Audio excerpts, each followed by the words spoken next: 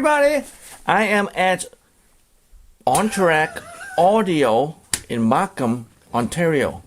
That guy's laughing at me because I just lost my thoughts. So, what we're doing here is three of us are actually listening to George's setup of the 6.2 S2C system. And we have done a little bit of comparison, and it's interesting. And we're going to tell you what's the difference and what's the same. And we have a bystander named Jason going to show up later. But what I'm going to do now is to show you where the listening chair relative to all speakers in the system. And the camera is right behind the listening chair. I'm going to take the camera off the tripod and show you. So what you're seeing now is the room. I'm taking it off. This is the chair. And if I put the camera right in the chair, this is where you're looking at. And you can see, let me see the finger. These two pairs of speakers are the Fine Audio F1-8, and they are the rear stage front speaker. And then we have the Think Team, where's my finger? Yeah, Think Team Kim as the front stage front speaker, which is usually what we call the main. But we have to have the distinct name to identify the speaker. And these two pairs are the front. I'm going to turn it around with George in the frame. At the back, we have a pair of Fine Audio 702. Yep. 702 as the rear channel. Okay, these are the 702 and the rear channel.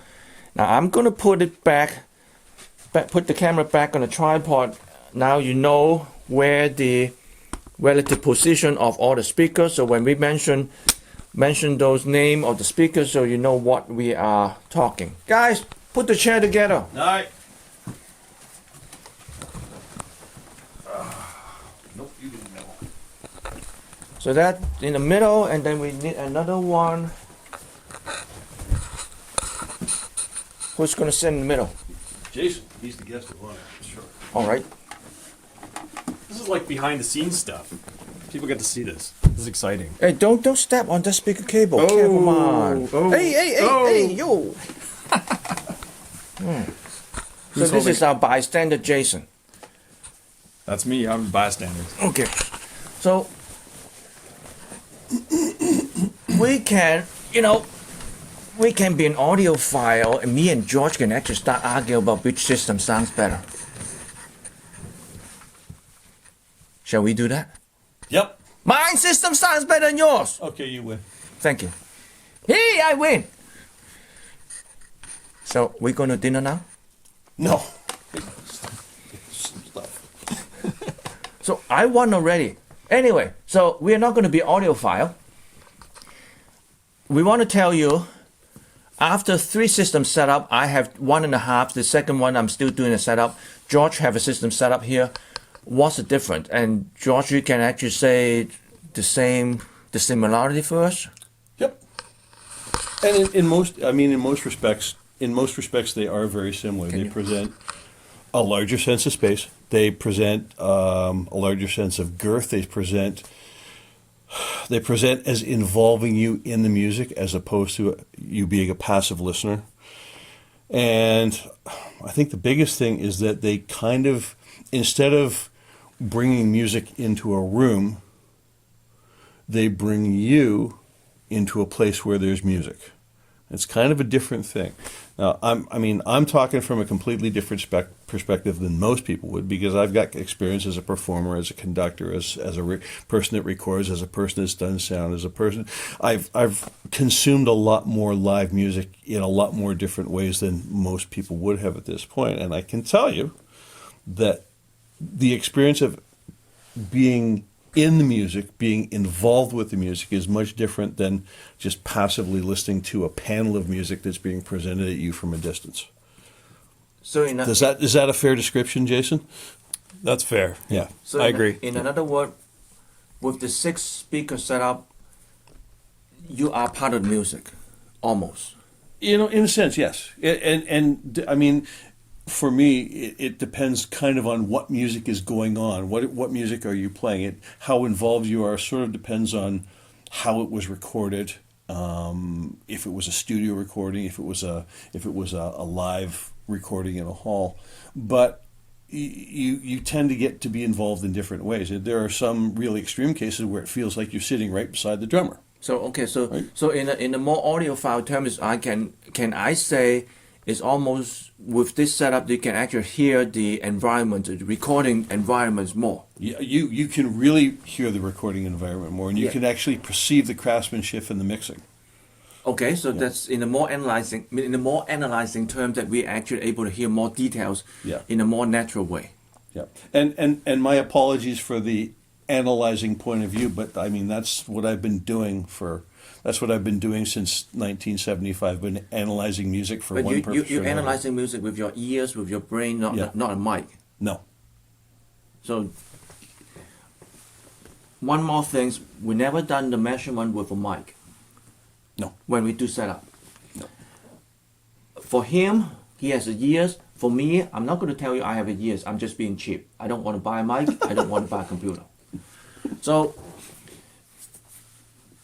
he has experience as a musician, as a conductor, as an educator for music, lots of live music experience.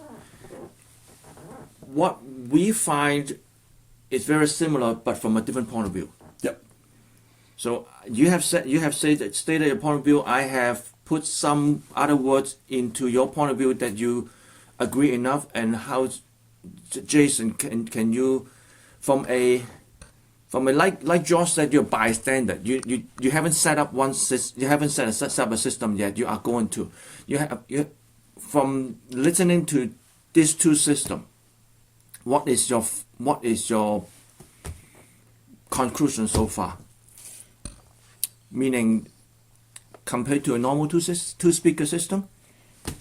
The biggest thing is the depth, especially there's no front wall. It goes way beyond the front wall. That's the biggest thing I initially heard.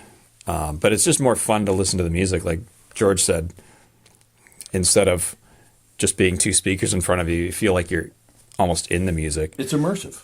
It's immersive. It's an immersive experience. But not in a surround sound way. No. I still say it sounds like a stereo in front of you. There's a center image. There's some depth or some width, but it's not a stereo. It's a more natural way. It seems more natural, more effortless for the system to play the music. And I have stretched the point that you don't hear any music coming out from any speaker. And if you start to find music or an instrument coming out from a speaker, the setup is not right. And I have spent times on adjusting level, volume on each pair of speaker. Not so much about left and right. Left and right is equal, but the front and back, all three pairs of speaker volumes are different. In Josh's system, now take note on this one. In Josh's system, the rear front speaker are out of phase compared to the other two. But in my system, the ambient speaker, which are the rear channel behind the listener, they are out of phase compared to the front. Yep. Correct? Yep. And I think that's one of the things that helps. I think one of the three pairs has to be out of phase. Yep. I'm not sure it always has to be the same pair, but I think one of the three pairs has to be out of phase with the other two pairs to give coherence, because otherwise there'd be too much of something. Mm. Yep. And the speaker might start to cancel out. Yep. But in the ways that one of the out of phase is, if you hook up a pair of speakers out of phase, left and right out of phase, is almost like pulling apart. But in this case, it's like front and back pulling you apart, meaning it actually stretches the depth a little bit. Yep. One note, that not to complicate things. You are going to complicate in things. your 6-channel stereo, you've got little adjustment phase knobs. Well, you've got a different name for them. The shape knob. Shape knobs. So you're able to adjust the phase in real time and in a slight amount instead of just reversing the phase. He's a true bystander. So You know why? I don't know what I'm talking about. Yes, you do. know what you're Oh, doing. I do. You do what you're talking about, Yeah. but you're a true bystander. You just didn't know he also have the shape knob in this system. Oh yeah. Okay. Yep.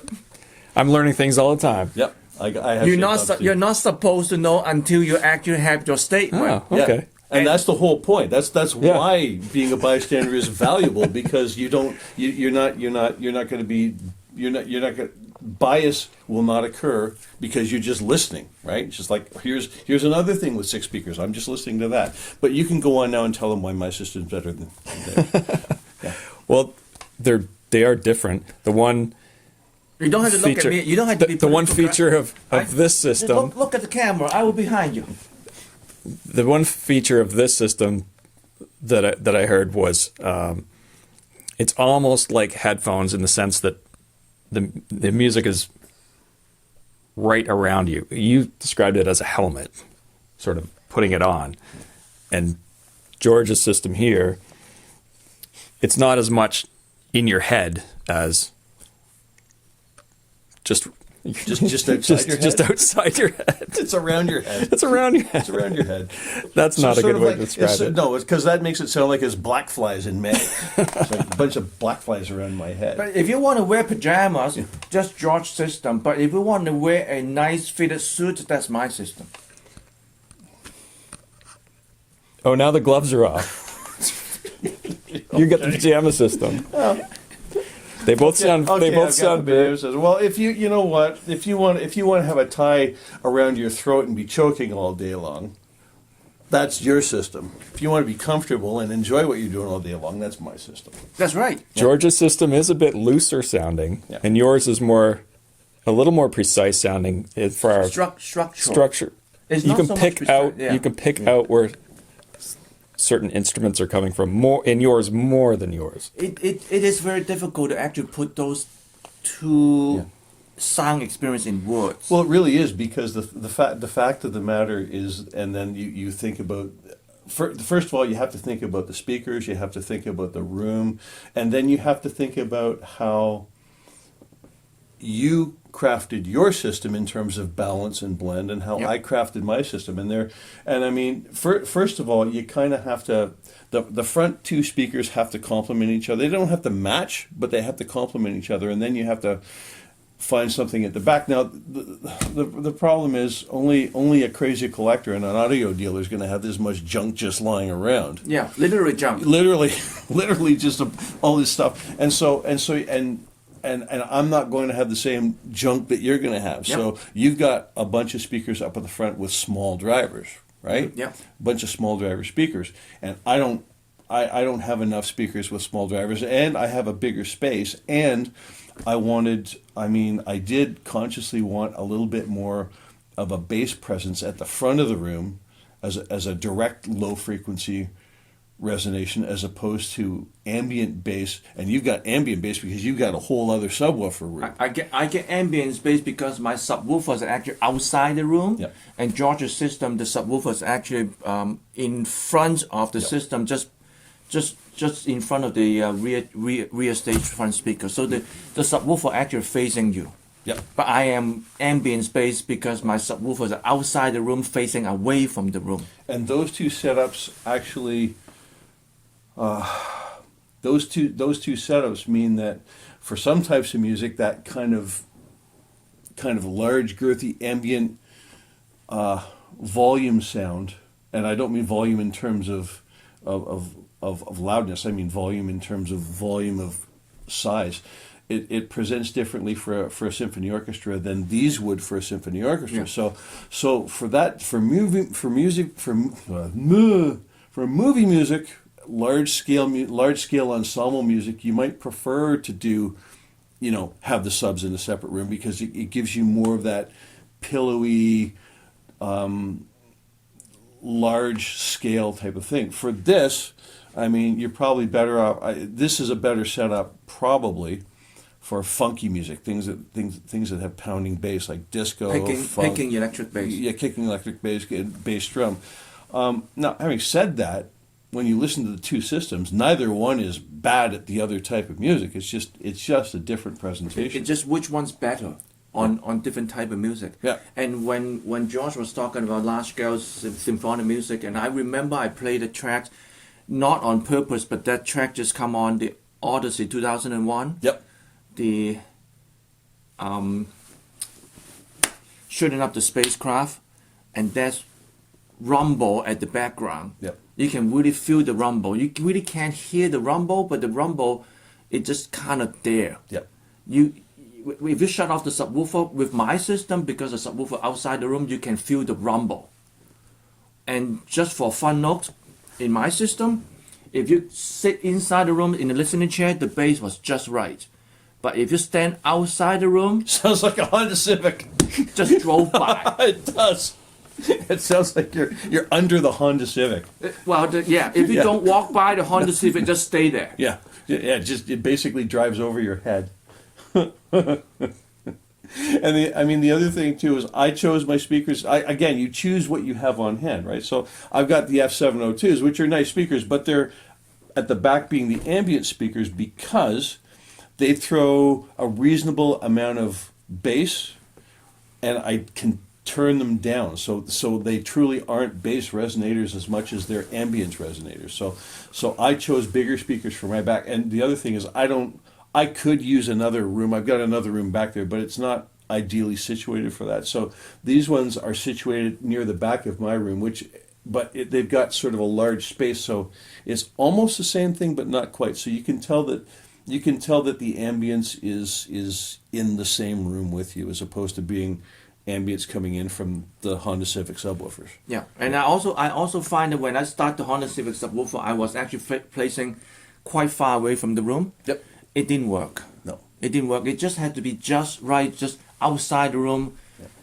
The rumbles are kind of coming from somewhere that you don't even know where it come from. But too far is not going to work. So the distance is actually have some determination on the distance. And you have to have the flexibility to place them properly, because if you don't, that room back there I think would be a disaster, because the door's in the wrong place, and then where are you going to put the subwoofers inside the room? I don't think it would work as well. Here you've just got a perfectly placed other room right behind the listening area, and it's not too far away. And then just to add one more note, that if you don't live alone and if you have a family member with you, forget my setup. You don't want the other family member to live with a Honda Civic all the time. You don't want the family to be driven over by the Honda Civic. Well, you never know. Oh, Maybe some of them.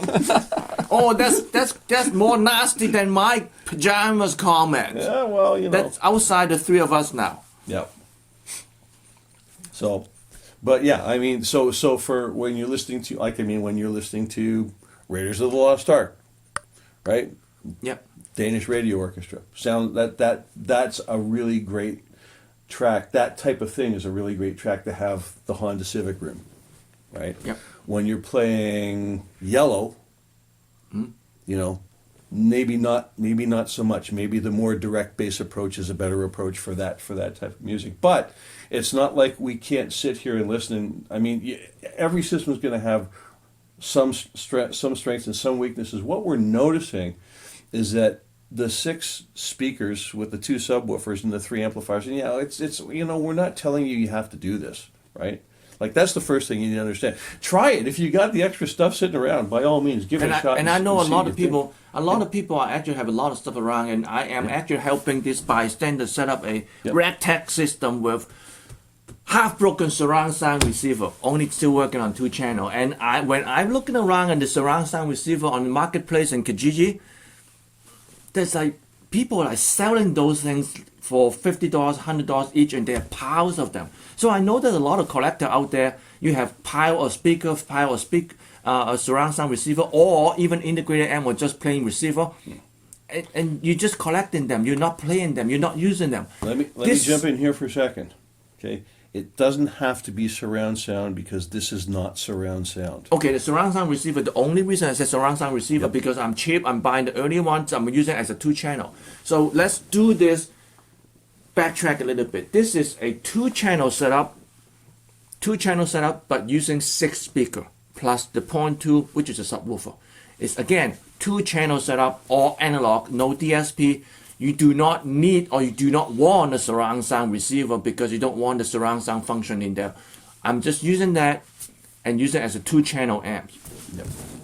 And one more thing that I actually did not say that in this morning video when I did it. The beauty of this system is it will never go obsolete.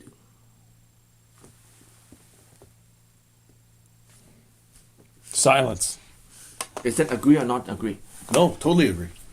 That's the whole point. Well, you don't have to buy a special. You don't have to buy any new technology. If you buy any new technology, you guarantee going to obsolete in 5 years, and no manufacturer will support you because they want to move more new boxes. This, you use old stuff, use 2 channels, and anybody you want to comment, put a comment on it and tell me how soon 2 channels is going to be obsolete. I welcome to that. I welcome to those comments. What? This is a video. That's an audio track that you got to keep talking. Yep. No dead air. Come on. What that air means? What? Agree or not agree? I don't care. I don't care. No, I'm just yapping. dead air means agree. Just I like it when George just starts laughing. I'm waiting for the comments now. I'm going to live for these comments. Can't wait. Okay. I put this video up as soon as possible. Then wait for the comment. Anybody can do any prediction of when is 2 channels going to go obsolete. Oh, we could have a pool. We could predict. Get a broker. Yeah. Get a bookie. Yeah. Get a bookie. Let's start. Yeah. Yeah. Yeah. It's not going obsolete anytime soon. Anytime soon. That's at least my lifetime. And again, none of us are actually selling you anything. Especially this guy. He's not selling anything. So I can buy anything to sell. I'll buy it. No. You can buy those things. I'm talking to the camera. You can buy those things. Put it in the comments. Where can I pick it up? Oh wait, we're in a shop right now. Sorry. It's okay. That's fine. I'm cheap. See, that's the whole point. So first of all, are we trying to sell anybody anything? No. What we're trying to sell is an idea for you to try. That's all. And we're not selling it. That is not selling anything yet. Yeah. I might actually make a preamp for doing this. Yeah. I may do an adapter so you can actually make it easy to hook up. But do you actually absolutely need to buy anything to try this? No. No. Hell no. No. So, but here's what you do need, and I think this bears repeating because we've talked about this a few times. You need a room with some size. If you try this in a 10 by 10 room, it's not going to work very well unless you can sit in the middle of the room and use really small speakers. So you have to have a room with some length. That's item number 1. Okay. Item number 2, you got to have 3 pairs of speakers. Yep. We say they should probably match or complement each other, but who cares what we say? You just try it with others. Try it with what you've got. That's why I use it by standard. Use Rat Pack speakers, crap speaker. That I actually Rodekill speaker. Rodekill. Yeah, Rodekill speaker. Yeah. Number 3, you really do well. You're gonna. I mean, the thing somebody's gonna have to find you, but you can use lamp cord. Go to Home Depot and get lamp cord to try this out. Yeah. You're gonna need speaker cables or interconnects, and frankly, speaker cables are cheaper to run longer lengths of for the moment. So do that. Yeah, because lamp cord's cheaper than interconnect. Lamp cord's cheaper than cheap interconnect. Yeah, you don't even have to buy anything from online. Just seriously go to lamp cord, get 18 gauge wire, run 30 feet. It's not going to hurt anything. Yeah. Now we are telling the truth. We are not joking. But if you have a choice to not believe in me. I run speaker cable 18 gauge 20 30 40 feet, no problem. You know, people running an old receiver to another pair of speakers in another room that's like 50 feet, they never care. It's only think about what they used to do in the 70s with some of this stuff. Like I'm sitting here with a Sony STR V4. Thank you. Tell me that sometime in that life somebody didn't run 30 or 40 feet of lamp cord to a pair of speakers somewhere else. And 2 pairs. Yeah. Yeah. Yeah. Of course they did. Yeah. Also, because the beauty of that is they don't know enough, and now people are reading a lot of stuff online and they know too much. But they don't understand. You know too much, but you don't understand. That's the problem. Yep. And the other thing you absolutely need is volume control over each set of speakers. You have to have that. right? Just running. You may get lucky, and it may be a fluke, and you may run four speakers off of the A and B outputs of some kind of receiver, and it may work, but you'll be lucky if it does. You really do, to get this to work properly. And I think this is actually a bigger deal than necessarily having great speakers. I think you have to have the volume control to make this work. The level matching. Yep. The level matching meaning like the up and down of the speaker. Yep. Because without that, the whole point of these back speakers is, I'm sitting there with a huge pair of fine audio speakers, but they're there to provide size, not sound. I know this seems weird, but set up properly, you can't hear the speakers unless you turn your head and lean back a bit. Now, you only have to turn your head and lean back about an inch or two, and it's a funny phenomenon because sitting 6 inches behind the listening position, you can hear those speakers clearly. Yep. Move up 6 inches, and you can only hear them if you turn it and listen and tilt your head back. And that's the whole point. That's the way you want them, right? Yep. And I was gonna say, I lost my train of thought, but I'm gonna say something.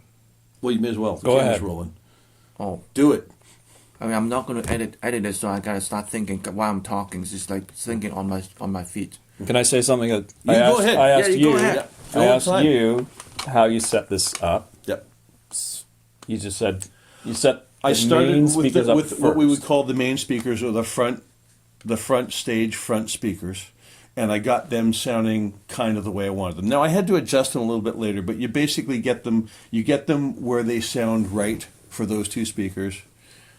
Then you add in the back pair and get them to work as a cohesive unit, and that's generally speaking that's both placement and volume. And then I went to town on the third pair of speakers. I mean, the subwoofers just stayed in the same place. I'm lucky I've got subwoofers with all kinds of phase controls and stuff like that. And honestly, I didn't have to move them anywhere, and I didn't have to change them very much from their normal setting that I use with the Fink Team Kims. So I was lucky with the subs. They just seemed to work where they were, and they're heavy, and I didn't want to move them, so I didn't. I just adjusted them, and they're fine. So that's how I did it. Main, front stage, rear, ambience, turned up the subwoofers to the right volume, and off I went. So it wasn't super easy, but if you just take the time to listen and trust your ears, and if you're willing to experiment, it's not super hard either. It's not rocket science. it's easy to get up to 50%. Yeah. Yeah, easy to get up to 50%, and then you can take your time and fine tune it. Fine tune it. You never get it wrong. You never get it right. That's the thing that we want. We're trying to drill into the mind is you will never get it right and wrong. And as much similarity between George's system and my system, there are some differences, and I find that his system, as much as sounds like a pajama, it's present the whole picture in front of you more, and then go sideways a bit more.